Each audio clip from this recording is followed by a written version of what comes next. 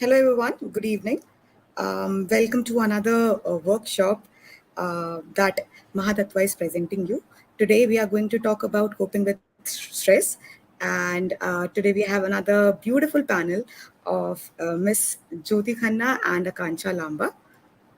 I'm just gonna start with the introductions, and moving forward, we'll have Miss Jyoti, who will be, taking us through what stresses, how we can cope up with it, and Miss Akansha is going to share a few strategies on how we can manage stress.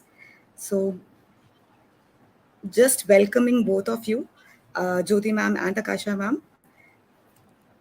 Hello. So, speaking about Jyoti. Miss Jyoti Khanna has done her master's in nutrition from MS University, Baroda, and started her career as a university lecturer. And although her major was nutrition, she remained deeply interested in the subject of child psychology and worked. I think she worked in the field of child psychology as well. The importance of emotional and mental health in optimizing whatever field of work you are in cannot be overemphasized. She believes there is a deep relationship between the mind and the body, and she's trained in various techniques of stress management, Reiki, Buddhist studies, and ma'am has always, been in the lookout for new philosophies and ways to help individuals cope up with the fast changing environment that often, overwhelm us. So I wholeheartedly welcome you, Ms. Jyoti, ma'am. Thank you so much. Moving forward, we have Ms. Akanksha Lamba.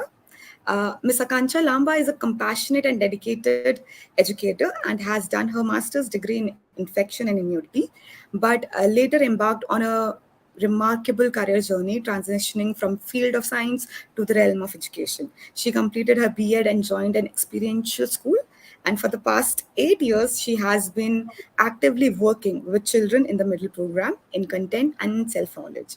During her tenure in the education sector, she came across social emotional learning, a transformative approach that captivated her attention. Embracing SCL wholeheartedly, she has incorporated its principles into her teaching methodologies, shaping not only the academic growth but also the holistic development of her students. She believes in the power of compassion and empathy, and it resonates with her teaching philosophy, leading her to the charge of the Great Fourth SCL program, where she diligently guides students in cultivating these invaluable qualities. I'll welcome you, Ms. Akansha. It's so great to have both of you. And now I would request you both to take over the screen and, just start with the workshop. Thank you. Jyoti ma'am, you can start. Okay. So the first slide, please. So, very good evening. I'm pleased to welcome you to this workshop of stress management for specifically for educators. But honestly, I think we are all living in a world where we almost are overwhelmed by stress, no matter what profession we are in. So, stress we can define as a very normal human response of the body to the demands that are placed on it. Can I have the next slide, please? So, the demands can come from external sources. Steffi, can I have the next slide? Yeah. So, demands can come from two places. It can be external, in which case it's your workplace, it can be your home, it can be even your social environment, your friend circles. You feel that they're taking a high toll of your time or their energy. So that is one kind of stress. Or they can even come from within you. They can be self-imposed demands, and they because they're expectations that you have of yourself, and you pressurize yourself to conform to a certain way of behavior or a lifestyle that you feel appropriate. Now, if you're living in today's world, there's a certain level of stress that is necessary, it's inevitable. So if any of us is going to say that, oh, who me? I'm not stressed at all, I'm fine. I think you're either living in total denial or you're dead. So any living person will endure some level of stress. It's necessary because stress is the driver that will help you to overcome a sense of inertia, or you'll get nothing done at all. Nothing will be accomplished if you are not stressed out enough to move yourself and get your task accomplished. But however, there are times when you feel overwhelmed and feel that you're not equipped, you're ill equipped to deal with all the demands being placed on our time and whatever resources we have. So it is times like this when we get overwhelmed, and it can take a toll on our physical and emotional well-being. I think the last few years post COVID, they have it has taught us a lot about living with stress. I think all of us have been subjected to a very high degree of stress, this time coming from the external world. So we have a very good idea of how we have coped and how we manage and what are the problems we have experienced. Since this is, we are largely dealing with educators here, I thought I would speak to a cross section of teachers and to find out, get their inputs onto what are exactly their stress levels, what are the situations in the workplace that they feel is overwhelming or they feel causes stress to them. So, there are different kinds of problems, there are different challenges which are faced by the senior school teachers and the junior school teachers. So, as far as the juniors are concerned, managing a class of 30 or 40 preschoolers is stressful in ways which you can't even begin to imagine. So, you probably leave the classroom feeling completely frazzled.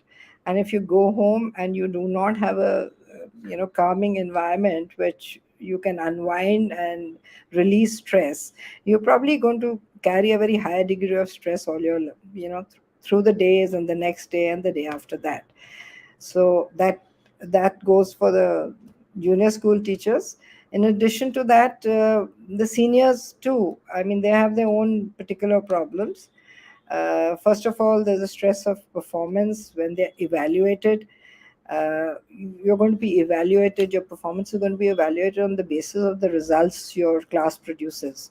So you have control over your own inputs, you can control your own efforts. It's very hard to control the output which is going to be given by 30 or 40 children. So you're always on a high degree of stress hoping that your class produces good results. In addition, the curriculums may be very poorly designed, they're not very imaginative. So you have to engage with the children, keep them motivated, and make sure they can produce, their best results. So that is something which is very challenging, it's very demanding, and you have to always be engaged with them and find out new ways of keeping them generating their interests. uh, the other interesting point that a lot of senior school teachers brought up was that they are now experiencing a sense of loss of authority. I think this goes with the for the parents also. It's a changing world nowadays, and children are well informed, and they feel that they're, uh, they do not have to listen too much to their parents or their teachers. Adding to this problem is the prominence of a lot of coaching centers that are mushroomed everywhere, and these coaching centers have now started taking over the job of imparting education, and they are preparing the senior children for transition into university. So they kind of have taken over the education of the senior students, and this is now leading to a lot of demotivation amongst the class 11 and class 12 teachers. So they feel that, they have no control and they have no uh, respect that the children are giving them. They also, a lot of them pointed out that the schools have now become like a social meeting ground for the children. They are just coming there only to plan weekend parties and meet up with their friends, and their serious studying, the academics is only being handled by the coaching centers. So a lot of them are feeling demotivated, and they don't feel they are engaged in their work. It's not as fulfilling as it used to be. So most teachers felt the workload was excessive. There were a lot of demands over and above the curriculum. They had to engage in a lot of extracurricular activities, which cut into their time, and extra duties like vigilance and exams, etc. Uh, they felt that it left them with no time at all. The schools have also introduced a reporting system, and a lot of the older teachers who are not used to doing this find that extremely cumbersome and very demanding. I didn't see this in the case of the younger lot who are used to reporting. This is probably something this they have been used to from school onward. So they did not find that problem, but they did think that yeah, there were just too many competitions and things. And in addition, they had to deal with irate parents who wanted to find out why their child was not selected for competitions. They had to do a very fine tightrope walking, keeping the parents happy, the management happy, and producing good results for the children. So again, the student teacher ratio, the higher the ratio, I mean, the more problematic it is to give individual attention to a lot of children. So they also felt that there were a lot of administrative tasks they had to do. So this was adding to their stress levels. And so these are the kind of things which I got to know of. I would welcome your inputs at this point of time in case somebody wants to come up with their own um, inputs. I'd welcome them. Or if you feel, Steffi, that we like to do it at the end of the show, we can do that.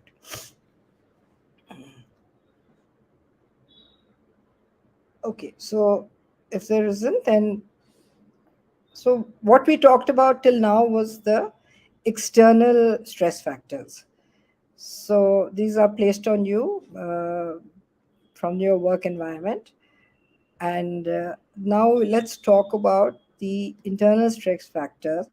Uh, are there things that you are doing uh, which is adding to your inability to cope with this demands? There are expectations you have of yourself, your roles as a teacher, a wife, or as a mother. When you feel inadequate in your perceived role, you are subjecting yourself to chronic stress. So I'm just going to quickly go through scenarios which might be pointers that you are the one who is creating some stressful situations for yourself. You could check and see what are the, if any of these, are you guilty of any of these? Do you firstly wait until the last minute?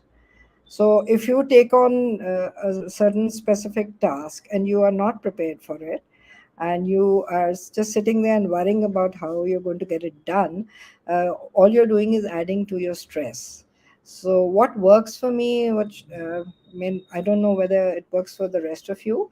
If I have a task that I have to take care of, I just break it up into components, and I underline every time one of it is completed. I just draw a line through it, and that gives me a lot of satisfaction. It also makes sure that I'm a little less stressed that okay, I've finished off one component and then I will work on the next one. So it's useful if you write it down, break it up into components. It also gives you clarity about what is to be done, and it every time you manage to do one part of it, then it's a little less stress and a little bit of relief for you. So the next item that uh, could be that, are you biting off more than you can chew? So we are all guilty of that, not only teachers, even in the home environment, even in amongst friends and social environment. If we are, rushing headlong volunteering for things, thinking that we can manage everything, yes, at the end of the day is going to create a lot of stress. So be very clear, know what are your limitations, see how much you can take on, and do not try and do more in an effort to please others or to look good. The third thing is that, do you refuse to ask for help? Now, once you have taken on the task or volunteered, if you find you can't cope, it is good to either delegate or ask for some help, and do not think it's your ego will refuse to let this be done, please go ahead, get your task accomplished. It doesn't matter if somebody helps you with it, it's good. And be ready to help somebody else when they ask for it. Yes. uh, don't set unrealistic goals. Like if you want to if you say that, okay, I'm going to lose 5 kilos by the end of the month, that's unrealistic, and if you can't do it, then you're going to be extremely stressed. So please, whatever goals you stress, just make sure that, yeah, it's with your kind of workload or your kind of resources, are you in a position to accomplish those or not. And you will just make sure that you're a little less stressed. The next point, and a very important point, is, do you take everything personally? So if somebody criticizes you and somebody has points to offer on what your work, uh, you can either take it as constructive criticism, examine it, listen with an open mind. There are two scenarios. One is that they have something to contribute. It's possible, in which case, do examine it and see if there's something you can do to make it better. Take that advice. There's also a possibility that the person who is criticizing you has got they have their own problems. They're coming from a space of insecurity or maybe jealousy. So fine, I mean, in that case, you don't have to let it bother you. That is their problem. So please have the wisdom to understand whether the constructivism is it's constructive criticism, or this is somebody's own insecurities playing up. And then just let it go. I mean, don't keep ruminating about, don't try and take a defensive stand, or don't even blame the other person. That's fine, that's their problem, that's their opinion. Let it go. If there's something you can do about it, by all means improve and take up constructive criticism. If you spend a lot of energy and time thinking about why they said what they said, and that's not true, that's not the way I am, it just occupies a lot of mind space for you, which is very, very stressful. The next issue is, do you try to control the uncontrollable? So there are things which are not in your control. Like when you were in COVID, there was nothing you could do about it, right? If there was a lockdown, I mean, you can go there and protest, but uh, what good would it do? So if you want that your environment should be perfect and exactly as the way you want it, you're just going to add a lot of stress to yourself. So there are times when it's unpleasant. There are times when things are not going your way, but try and let it go and cope as best as you can. The next point is that, do you get down on yourself? I mean, if things are not working out for you, do you beat yourself up about it? I mean, are you inclined to say, oh, I'm a failure, I can't get this done, other people are better than me, I wish I had more money, I wish I. So that is a very self-defeating exercise. Nobody is perfect. We all have our faults. Be comfortable with faults. What you have, be realistic about what you can do and what you cannot do. And it's okay, be kind to yourself. There's nothing to stop you getting better if you want to. But the first step is to be recognize that, okay, this is a problem and this is a problem, I have to get over with it. Be comfortable and then go ahead and get better with it. If you spend a lot of time in denial or shifting blame onto somebody else, again, that causes a lot of stress within you. uh, the next thing is trying to be right all the time. So this is something all of us are guilty of. If you're going to argue and want to come across as right and knowledgeable, uh, it's a lot of wasted energy. You're just arguing with people all the time. And I've learned this after many years of arguments, that it doesn't matter. There are times when you are right, it's still wiser to just let it go. And the person on the other side will probably realize in their own sweet time. And then please do consider the possibility you may not be right. So listen with an open mind, and do not try and enforce your opinion and think that, no, this is it, this is the way I think about it, and therefore I'm right. So save yourself the stress and listen with an open mind. Think that you might be wrong. The next is, don't allow negativity to consume you.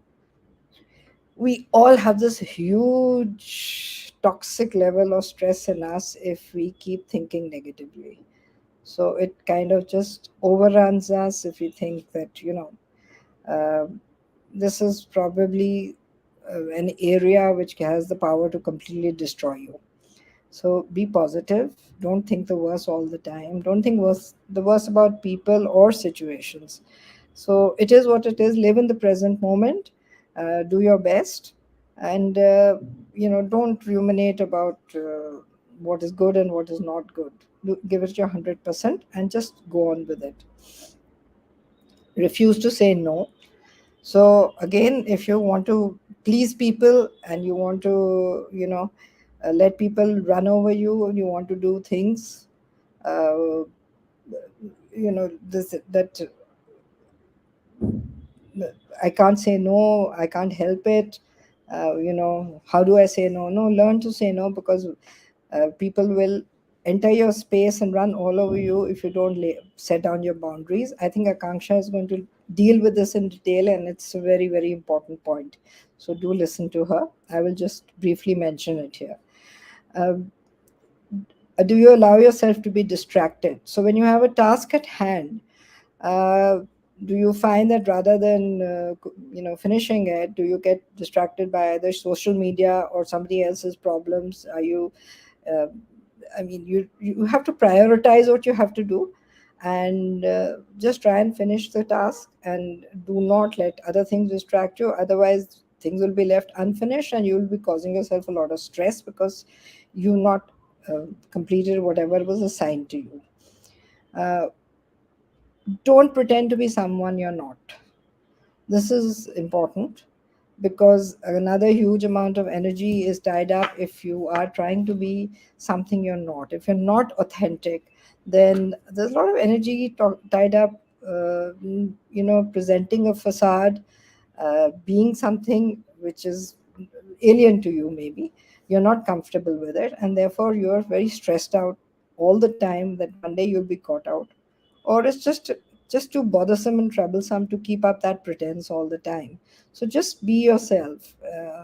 You're a nice person, and just what you are without any embellishments is just great. So be comfortable with yourself, and don't pretend to be something you're not.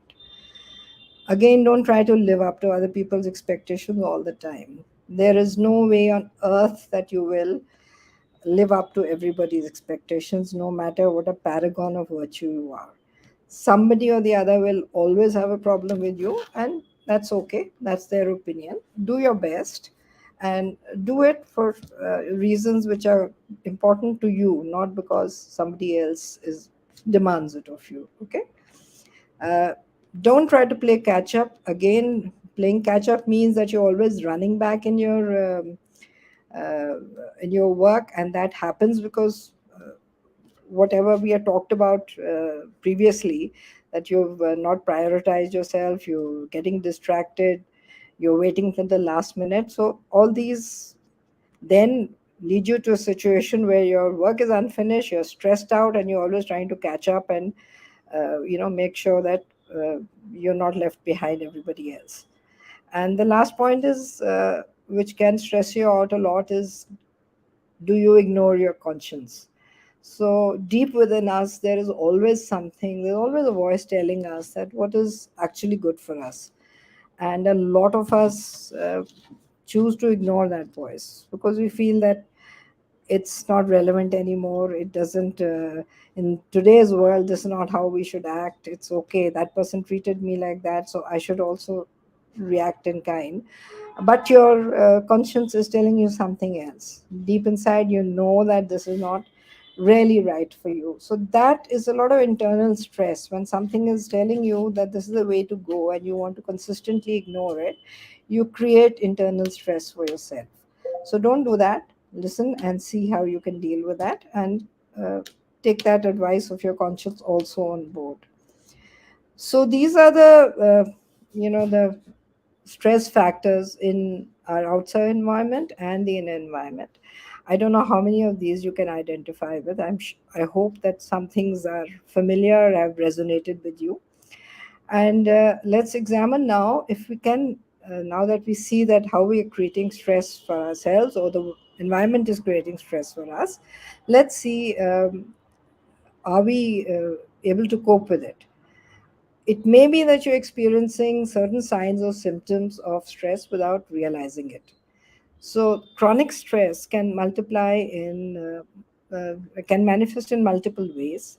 There are physical signs and symptoms. These are like you will have musculoskeletal problem. You will have chronic fatigue. Maybe you have tense and rigid muscles. You have migraines. You'll have changes in heart rate and blood pressure. Then there are digestive problems. Uh, when you can either have diarrhea or constipation, you can have nausea, vomiting. A lot of anxiety and fear leads to all these symptoms, so causing stress in the body. Then changes in reproductive system is a massive work of research being done on this, that the irregularities and changes in the menstrual cycles of women have a lot to do with the stress they are facing. It also leads to impotence in men and reduced sexual desire in men and women. A lot of work is being done on this, and they're finding a very high correlation between stress and these changes. Then the immune system. I think all of us know when you are stressed out, you are continuously falling sick. You will fall prey to repeated colds, coughs, and flus. And the more mentally uh, at peace you are, the calmer you are, you're probably healthier in the physical sense also. The emotional and mental changes, there are plenty. So this is probably the first signs of stress that you can see. There's a lot of you will have depression and anxiety. Of course, we these are things we don't recognize in ourselves. So if people do point it out to you, take that advice on board and see if you should see a mental health professional. It'll do you good. Don't try and deny it. So these are things we don't see for ourselves. So listen to the advice of friends, and do take their advice on board. Anger, irritability, and restlessness is also caused by stress. When you feel you can't cope, you're angry and irritable all the time, feeling overwhelmed and unfocused and unmotivated. Again, too much stress, you feel you can't cope, you can dissolve into tears at the smallest provocation. Then there's sleep disorders. You can have trouble sleeping, um, or you can get up, you can sleep, but you get up around 2 o'clock, 3 o'clock, then you can't get back to sleep. You can even sleep too much. People who are sleeping for 10 hours, 12 hours, or just want to keep sleeping. These are all symptoms of chronic stress. Then racing thoughts and worrying constantly about outcomes, again, means you're highly stressed out. Problems with memory and concentration. So this a lot of chronic stress can start interfering with your concentration powers. It can impact your job also. So it's important to make sure that you're living in a stress-free environment and coping, having adequate coping methods, and then making bad decisions. So very often when we are stressed out, we tend to make really bad decisions, which probably lead to more stress in our lives. So it's important to tackle stress the moment it's identified and see what you can do about it. So the second part and the important part, now we've just gone through everything that stresses us out, but now what do we do about it? So we find solutions, make sure that we are living in a healthy and balanced state. So the first thing to do is identify the stress factors, which we have gone through, and I'm sure there's something or the other you'll find that you agree with. Uh, you design coping mechanisms. It's not that you can't withdraw from the world and say, I'm going to the Himalayas because my life is too stressed out. You just have to find solutions to deal with what we are doing. So the coping mechanisms are there, and Akanksha is going to point them out to you. She'll go through with go along with you extensively and help you find what works for you. And I will deal more on the exercise and nutrition part. So these are this aspect of our well-being is really very important and has very close relation to stress. So exercise is something that we really need to do. uh, we must have physical activity of 35 to 40 minutes every day. This balances out the mental stress you have, so it's really important. You the more mental tension you have, the more important it becomes to have some kind of an exercise program that will take care of, it will counterbalance the mental stress. uh, Yoga, I would recommend. It's is excellent in more ways than one. It stretches your tense muscles. It will flush out the toxins that are created by negativity and stress in the body. It will calm minds that are agitated, and it improves well-being. Even if you can manage 15 minutes a day, you will find changes. It's going to show up in your body. You're going to look better. Your skin will be better. Your focus and concentration will have improved. So it's extremely beneficial on a lot of levels. If yoga is not your thing, join a Zumba class, join kickboxing, Tai Chi, whatever works for you. Just see that what is a pleasurable activity, physical activity for you, and incorporate that into your daily style. It doesn't have to be that I have to walk 35 minutes every morning and you find that you have no time and it's boring. So don't do that. Just make sure that you're active, and if nothing else, just turn the volume of your music system loud and dance until you're ready to drop. That's great activity. It's a great stress buster, and it really works for me. And please keep moving all the time. This is really important.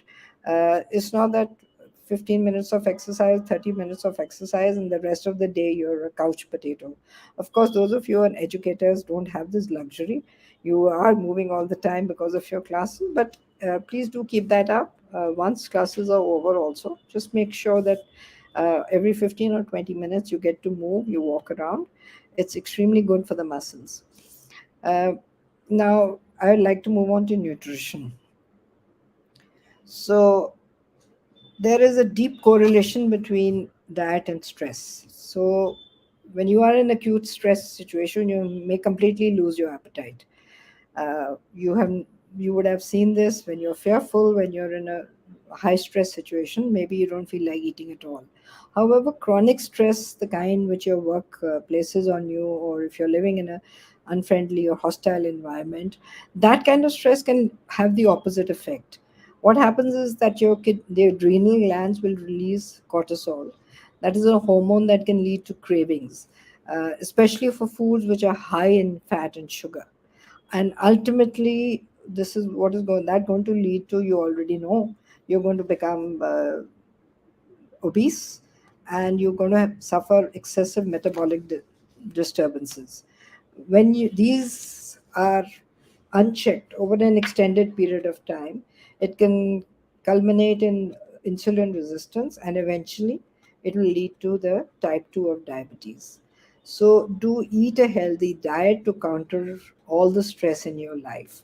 The traditional diet that you grew up with is probably the best for you. Okay, keep it simple. Keep it plant based. I mean, please, by all means, I'm not asking you to turn vegetarian, but have a largely plant based diet, so that complex carbohydrates, carbohydrate means please have whole grains, whole wheat, flour, millets are freely available now. Please try and incorporate them into your diet.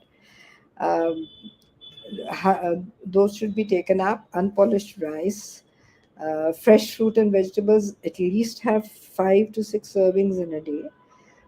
You can have dairy products and lean meat, not too much of fatty meat, and fish 3 to 4 times a week if you can.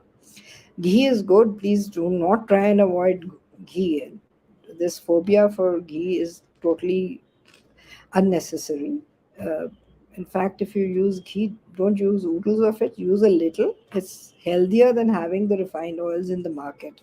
Solvent extracted refined oils are really harmful. So, if you're going to have the market namkeen, which is fried in that, that is the problem. It's not that fried foods are a problem, but the kind of fat that is being used is a massive problem. So please try and avoid that, and please reduce as much as possible sugar and refined foods, and the processed foods like cured meats, etc. Those are something which really are a problem. If you can afford to have organically grown food, that is really good, because I think there's not enough research being done. But the kind of poison being added to our diet by the pesticides, I think the impact is not fully understood, but people are beginning to get there. So a lot of diseases and a lot of stress is caused by that. So try and eat less and eat good organic food as much as possible. The bad news is that the villain of the piece is sugar. That is really very harmful. So uh, there's a vicious cycle. There's in the it's in a loop in dietary patterns. When you are in a stressful situation, you tend to crave high fat foods and high sugar foods, because these are mood elevators. Once you have them, you feel good about it. So what happens is your blood sugar will suddenly spike up, your mood level will suddenly go up, and but as quickly as they go up, you see a you know the same way you see a crash also. Steffi, can you move on to the next slide, and I'll come to this a little later. Sorry, it's this one is mixed up. So you'll find that you have a sudden spike in blood sugar and then it goes down again. Yeah. So, the food marketing guys have got us hooked. They make you feel very good about having all these smartly packaged food. But these are extremely harmful to you. There's a crash, then your mood levels will crash and your sugar levels will crash. And then again, you reach out for more of those. You'll reach out for that cookie, you'll reach out for that the bag of potato chips, and you start all over again. So, this is hugely addictive. It is as bad as getting addicted to alcohol. You just try to break the habit for a week and see the difference. And I'm speaking as a former sugar junkie. I had a master's in nutrition, and yet I was binging on sugar. Every time I was stressed out, I would reach out for everything. I would consume bars of chocolate nonstop. And when I finally quit, I quit cold turkey. Trust me, there was so much stress involved in giving up the sugar. It was much worse than the stress I was trying to run away from. So please don't get into that loop. uh, I managed for to stay off for 3 weeks. It takes 3 weeks for the body to assimilate this habit, a new habit that you're trying to form. So I stayed off 3 weeks, and then surprisingly, I just found the cravings had just gone away. So stay on course, and you will get over this also, because this is a really harmful habit to have. It's as bad as getting addicted to being on drugs or alcohol. Trust me, it's just a little more socially acceptable. So but it works. Once you've done it, it works. I no longer am salivating at the thought of a sugary dessert. It's okay, I can take it. I can maybe nibble on a spoon or two and then leave it. Then, when you are eating, please eat mindfully. When we stressed out, we tend to eat very fast. Our mind is preoccupied with whatever is stressing us out, and without realizing it, sometimes our calorie intake is double of what we should be eating, because you're just shoveling food inside without even seeing what you're eating. uh, when you eat mindfully, you first begin by making the right choices. You make thoughtful food choices, pick up the right things for yourself. You take slow, deep breaths. You steady your metabolism. This will aid digestion and assimilation. Just focus on your food and chew very slowly and thoroughly. You will find your increasing your enjoyment of your meal. You just take one square of chocolate and you just slowly eat that, and you will savor it much more than devouring the entire bar, because your mind is on that, you're paying attention. It's much more satisfying than eating shoveling 4 or 5 cookies inside you. Also, eating can make us realize that uh, we are eating sometimes not to satisfy a physiological hunger. A lot of the times, we are eating just to satisfy a psychological disturbance. within us. Now, this satisfaction leads us to the process of using food as a coping mechanism for stress, and this is probably one of the most harmful things you can do to your body. So please realize it, eat thoughtfully, and eat with full realization what you're doing to yourself and to your body. So, another very important aspect of investing in your health and wellness is a calm and unagitated mind. And I'm going to hand over to Akanksha. She'll walk you through the techniques of coping and meditation so that you can face your challenges and sail through stressful situation.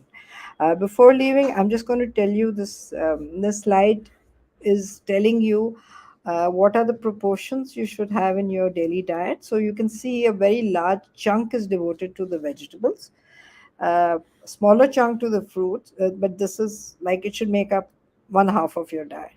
Whole grains, please, I'm emphasizing whole grains. That means no maida, no white polished rice that Kohinoor and Dawat advertise. Try and take red rice or, you know, the Sela chawal is better. And healthy protein means you can, if you're a non-vegetarian, please have eggs, dairy. Those are really good for you. Fish whenever you can afford it. Occasional red meat is also good.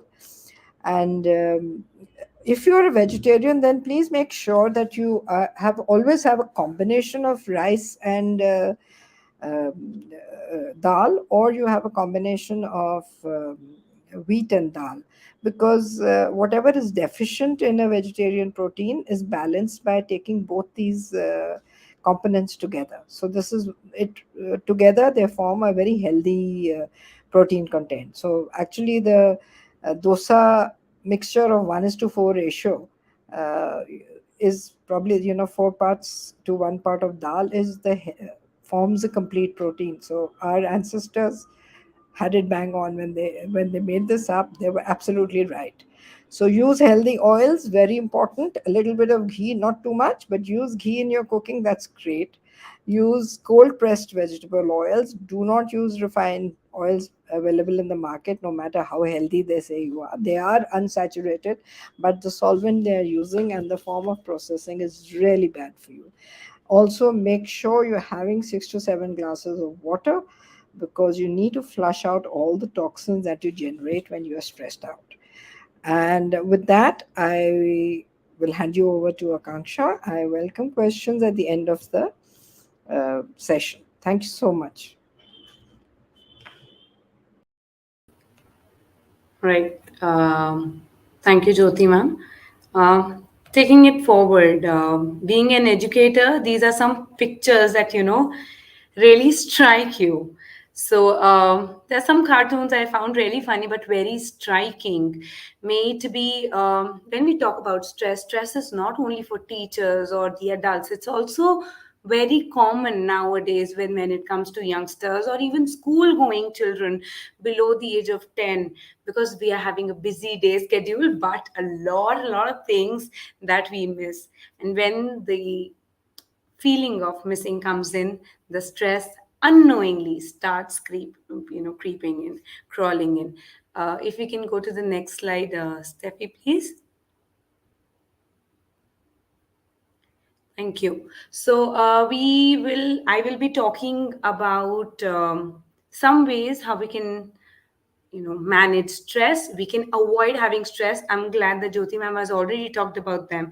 Setting limits is something that we should be very, very mindful of. May it be a workplace, um, may it be, you know at home, setting clear boundaries. Yes, this is what I can do, this much I can take on my plate, and this is a little bit overwhelming. Please be vocal about it. This is something that I have experienced with, over a long time. I realized that because I was saying I could not say no to things, I was taking a bit more that I could accumulate or put on my plate, and that led to stress.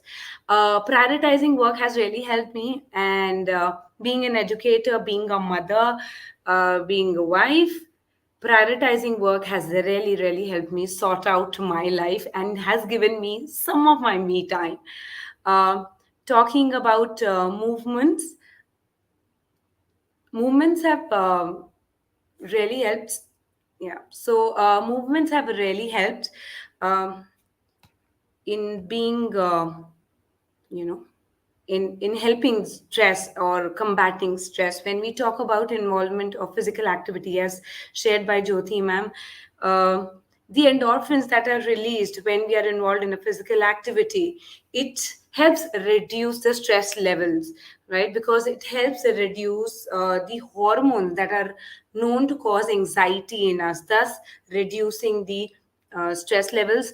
Eating mindfully is something that is very hard to achieve in the busy scheduled life that we are in. We are always in a run, always going like the clock. One thing is done, we move to the next without pausing. When we are having a cup of the tea in the morning, how many of us really, sit down and take that sip peacefully and then enjoy the taste and then take it down through our throat? We generally gulp it down because we are really getting late for the office, or we are getting late to prepare our kids for the school. There's so many things that are going around, or we might be helping someone at home. So many things. Being mindful is something that takes time, but it really helps.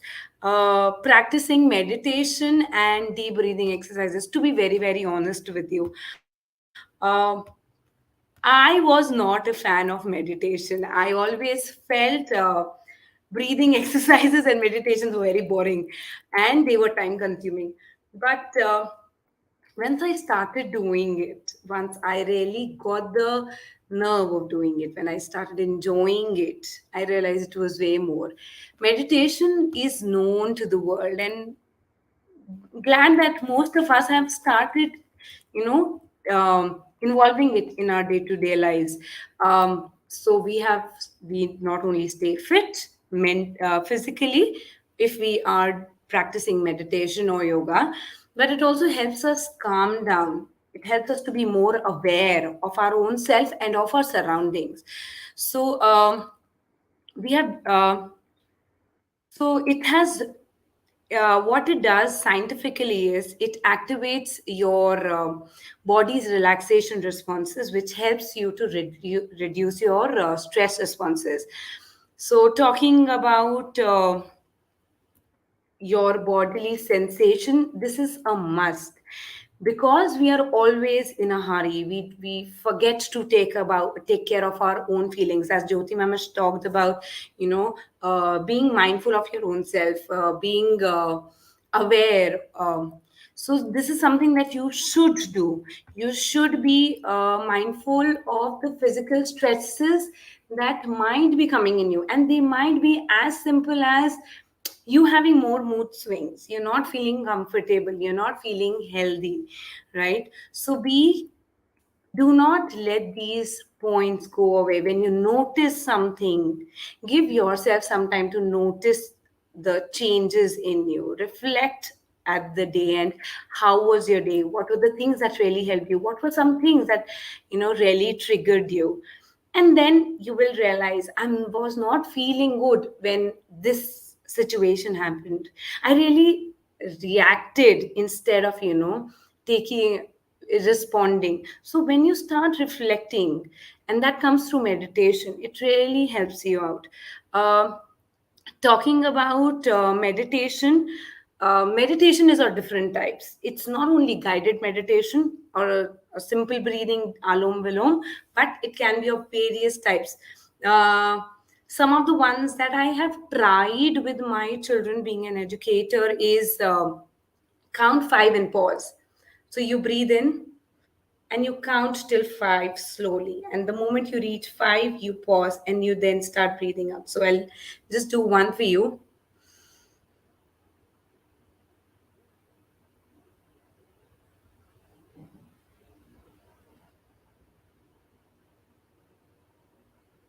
So this is something that I do with my kids, and it really helps kids also release their anger, their anxiety, the feeling, the strong, uncomfortable feeling they're going through.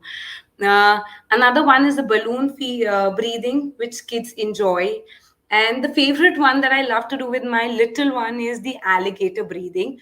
So I'll do this at the end. Um, So if you could move ahead, Steffi. So now what I will share you with you are some simple tricks you can do at home, or you can encourage your kids to do in school, at home, wherever they are, which will help them calm down. And the first thing is they should realize they are getting triggered. So this is something that you will have, we can talk about sometimes later, but this is something we will have to do. Creating stress buster boxes really helps. So ma'am shared about movements. There might be chances when you might not be able to move around a lot, but you can have your little, resource box, as I may say, or a treasure box, as like to call it, in which you can decorate, in which you can keep your favorite things. And what's better to have when you're anxious, when you're angry, when you feel nobody's hearing you, and you're feeling stressed out? What better is to go to some place that has your favorite things in it. So you could have your favorite fragrances in it, in that box. Your favorite novel could be there, or a picture of you with your family or your any loved one, right? People who are artists love to draw, kids love to scribble, kids love to doodle, right? So having things, small, small things, having a squishy ball that really helps kids, having that in that box, a skipping rope, it really helps vent out. Having a journal and colorful pens, let it be, may it be an anger issue, may it be something really sad that has happened, let that come on the journal. Draw, scribble, write. It really helps. Some children I have noticed uh, like to draw, not draw, but make something. So when they're angry, when they're anxious, when they're in that uncomfortable zone, they would prefer to sit down in their own corner. And that's okay when a child is going through some impulse that is not comfortable, to go in a corner and let the child, release out that stress, that uncomfortable feeling in their own way. What you can do is you can give these tools to them, and they will feel more independent and more relaxed, because they will know that they can control their lives, they can control their emotions, they can take charge of themselves. And there's nothing more important for a child to feel, yes, I'm growing up, right? Some of the things that we as elders could do, we could have a list of songs scribbled down on a sheet of paper and put it there in that box. I'm feeling angry, I want to listen to this song, just pick it up and listen, plug into your ears, right? uh, you could even have a list of things that you love doing, enjoy doing. For some people it's cooking. One of my friends, I got to know the best way for her to release her stress was through cooking. Cooking gave her that pleasure, baking gave her that pleasure. For some it was organizing her wardrobe, for some it was organizing the house or the workplace or anything, or even as simple as taking a nap. It's okay, because through these simple tricks you are letting your brain take a pause and then breathe in a fresh air, so that once you are up, once you have changed the whole place, right, you have changed the whole stimulus or the environment in your brain, it can come back and rethink about the situation and then respond rather than react. Can we move ahead, Steffi? I won't take much time. So, talking about movements, movements have. So, whenever we are in a stressful situation, something we think, this is getting on my nerves. This is something uh, I'm not able to handle. I want to take a breathe. It's okay. Everybody goes through such situations, and our body actually wants to take a pause, and that should be the time that we should give it a pause, because it is in a fight mode or a flight mode, and both of them are not good when you are supposed to respond, right? So the best way to restart our brain is by changing the environment. So you go to another place, go to another room, walk to, if you're having a discussion, if you're having an argument, take a pause. Let the other person know, I need some space. I will be back in 15 minutes. Go to another place. Take a stroll, right? Um, or go to your stress buster box, my treasure box, and create that temporary distraction for your brain, so that it can get its space, it can get its calming point, so that that stress situation is not rolling back into your environment, it is not letting you go back into that fight or fight mode, right? So it's always better to have communication rather than have arguments. And to have better communications, it is always advised to have a calmer mind when you are responding and when you are communicating to anybody around. So whenever stress takes control, move out, take a take a deep breath, right? Let your brain relax, take a stroll, so that the endorphins are released, so that the stimuli that was making you anxious, making you uncomfortable is moving out, right? Go out and exercise. Do as simple as, if gardening is your choice, why not to do some tilling, or do some watering, or you weed off the extra plants that are growing around your beautiful plant. You can groove to your favorite tunes, like some of us like to dance. Let it be. Let the endorphins flow all over, and let the happiness come in. Let that peace come in you again, so that you are you again, right? Taking a shower has been recommended by some known psychologists to calm down. Counselors also recommend that when you're mentally stressed, you can't take a shower, just splash your face with cold water. It will automatically calm your mind. And the best thing that most of the girls like to do, though it is stereotyping, but still, yes, talk to a friend. So should the other gender. Right? Talking to a friend always lightens up our mood. And it does take us to a different role, and many a times it brings in the other perspective too, which we might not have realized in the other moment, right, when we were not so calm. So things like these, some tips and tricks that I have tried with my kids in school, and some tips that I have tried for my own self, my little one, I felt like sharing with you. So Steffi, shall we go ahead? Yeah. So I think what we can do now is, there's a simple meditation exercise that I love to do. Uh, oh, well, yes. These are some of the samples.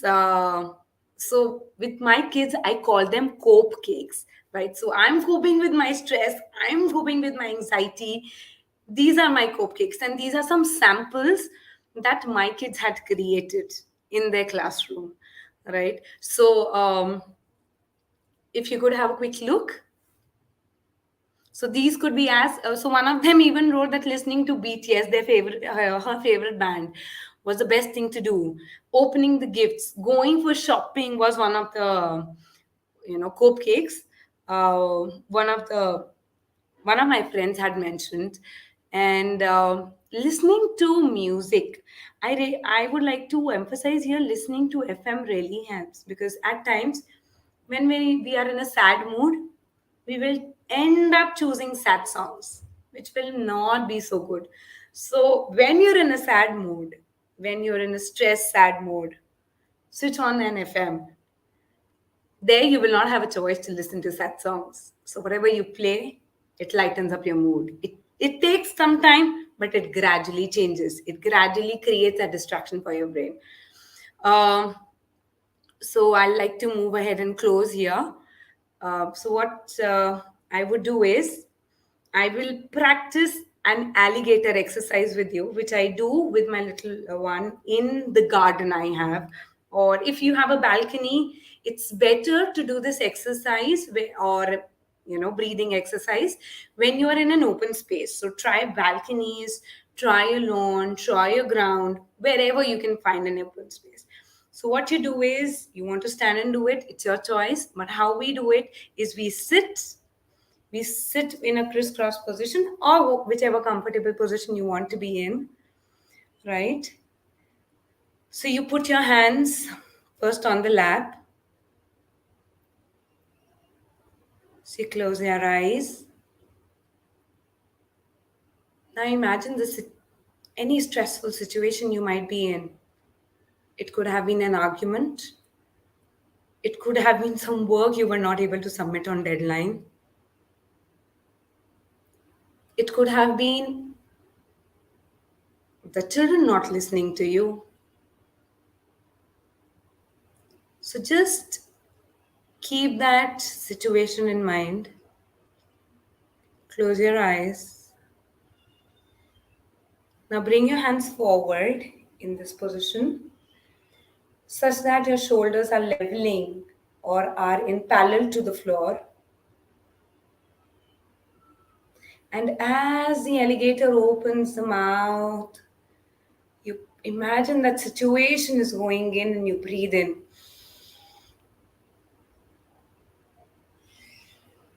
And the alligator is now going to that stressful situation and it goes zap and you breathe out.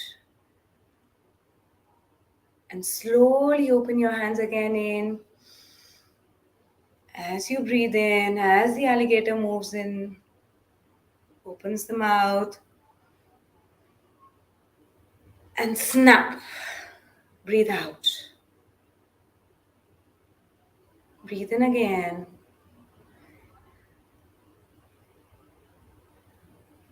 Hold. The stressful situation is going. And now instead of snapping, breathe out slowly.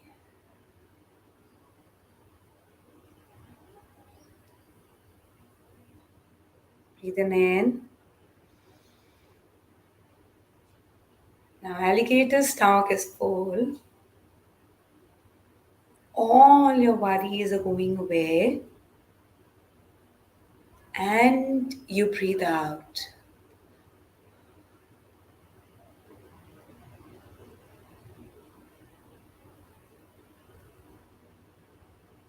Hands on your laps.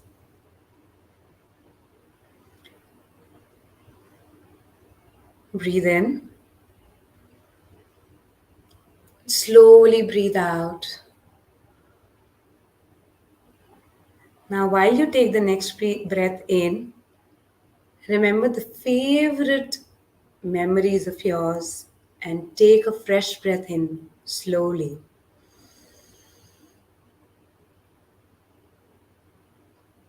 Hold and breathe out.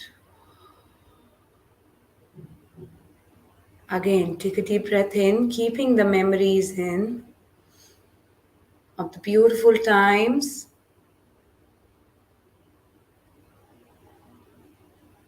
And slowly breathe out.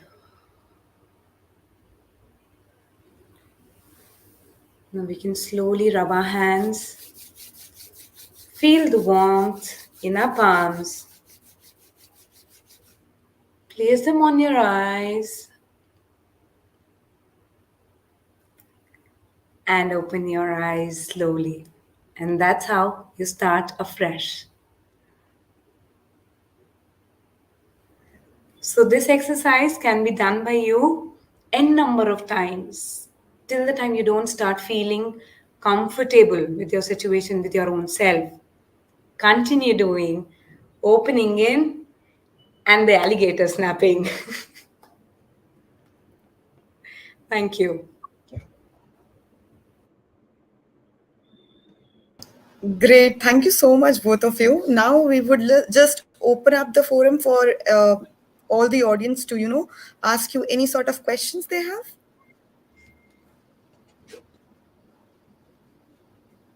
Just want to say that, ma'am, Miss Jyoti ma'am, it was incredible. The way you just explained everything, such information, I am personally going to, make sure that I stop, take a pause, and, think about what is stressing me. And Akansha Yeah, ma'am, I loved the ending with the uh, cupcakes and the alligator. I'm sure that we are going to suggest these things to our teachers. Any definitely. questions we have? I'm going to try it on my grandson. The first thing, first Same, thing I'm going to try tomorrow. it with my little nieces and nephews. Lovely, very nice. Thank you so much, Akanksha. Okay, So we have so such good comments coming in that, you both said it all. There is no questions. so no Everyone is questions. saying thanks. Yeah, we have some Yeah, responses that's like making morning tea, your meditation time, sip by sip slowly. These are the things that they connect with. yeah. Actually, Absolutely. Miss Usha no, Patania. the way I see meditation is not so much as an activity, 5 minutes. Of course, this is lovely for children, but I think gradually we all have to Hmm, move on to a meditative way of life. So rather than 10 minutes true. in the morning and then being on fire for the rest of the day. So like mindful eating, as she said, and walking, and the way you deal with people, everything should be kind of incorporated as meditation itself. So yes, sipping tea should be meditation. That's one of the things we do in mindfulness. Just take one activity a day and put your entire intention on attention on it, and it's very calming. Miss So Usha Patania says that her cope cake is music too. yeah, true. Oh, wow, And that's good to know. Most of us would echo to it. mine is dancing. I Yeah. mean, Okay, I can't as do I any see. more. Oh, great. I put on the Okay, music on as I full see there are blast. no questions. Okay, that's great. So we don't So have we any can questions, continue. so we will just end it here. So thank you so much, Akansha ma'am and Jyoti ma'am. It was great to have you both. Thank Again, you. another comment comes. Very informative and interesting workshop. Thanks you, Miss Jyoti and Miss Akansha. Thank you So so much. thank Thank you you so so much. much. It was And equally informative for us too. I believe Yes, I have learned I so learned much a lot. because I have a I habit of have eating chocolates. Now I'm going to curb it. This is same. something I've been trying from a long time, but yes. So allow Like yourself it's that just one one piece. bar all gone. Yeah, yeah. I've done that for. I did that 25 kilos ago, and now I'm trying to take it off. Yeah, but try that one piece. It helps a lot, and just being aware I'm of gonna it is start today. half the battle is Oh, being aware of why you're doing it. So yeah. Anyway, thank you. It's been a pleasure, and I thank you hope so much, both somebody. of you. Thank you, everyone, for joining in, and we'll see you in the next workshop. Thank you so Thank you. much. Bye bye. Bye bye.